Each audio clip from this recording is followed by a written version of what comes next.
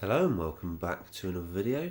So thought I would have a quick go on Destruction Derby on the Sega Saturn. Another game that's received a huge amount of negative reviews over the years. Pretty much uncalled for actually, because the Saturn version, certainly the Japanese release, when played at 60Hz, isn't a million miles off the original PlayStation game. It's obviously not as good, it's missing some of the effects, notably the transparencies. You see that a lot with the smoke, but the gameplay pretty much remains intact. It's still a fun experience.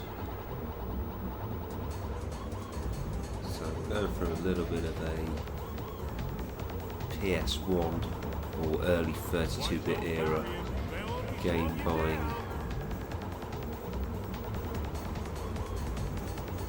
episode on the Saturn. Kind of liking these conversions. I think I'm actually more of a fan of conversions than originals. It's just something about it, the whole idea about it. It's like, arcade games on the Mega Drive. I often prefer the Mega Drive conversion than the actual arcade game, because you have to respect the limitations. Like this game, you have to respect the fact that when this came out on the PlayStation, along with the original Wipeout, magazines, Sony, the general public, everyone was saying, these games can't be replicated on the Saturn, it's a 2D machine primarily, it'll never be able to run this kind of thing. And so really it's an absolute technical marvel, a feat of programming achievement that these games are even on the Saturn.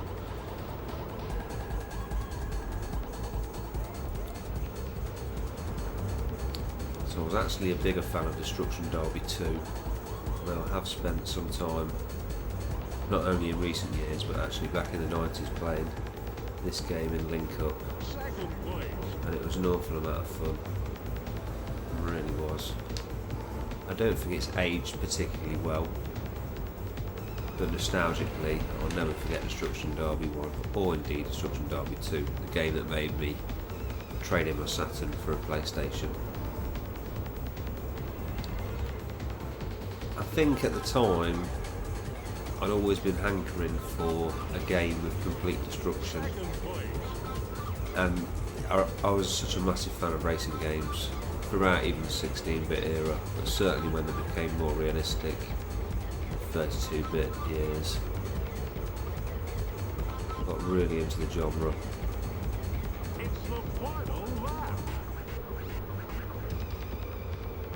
And the whole destructibility, I remember playing things like Touring Cars in the original PlayStation, split screen with friends, and just racing from one. Did I not finish the race or what? I think I did. Racing from opposite sides of the track, smashing into each other, see how much our cars would get destroyed. Obviously I think it was first sort of come about from playing Daytona in the arcades. So I've no idea if it's actually syncing correctly with the sound. Probably going to have to stop at this point and check that out.